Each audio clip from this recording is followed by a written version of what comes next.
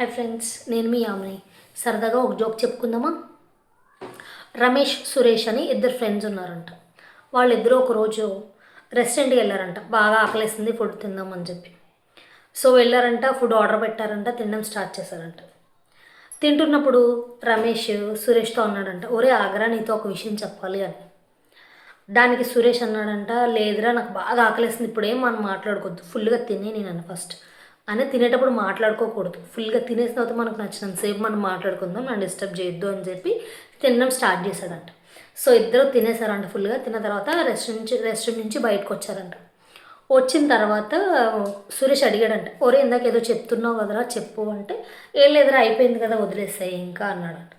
వదిలేయడం ఏంట్రా, పర్వాలేదు చెప్పు, అసలు ఏంటి ఏదో చెప్పాలనుకుంటున్నావు కదా చెప్పు అన్నాడంట. దానికి రమేష్ అన్నాడంట, ఇందాక నువ్వు తినబోయే బిర్యానీలో బొద్దింక కనిపించిందిరా, నువ్వు చికెన్ ముక్క అనుకుని తినేసావు, అదే చెప్దాం అనుకున్నాను అన్నాడంట.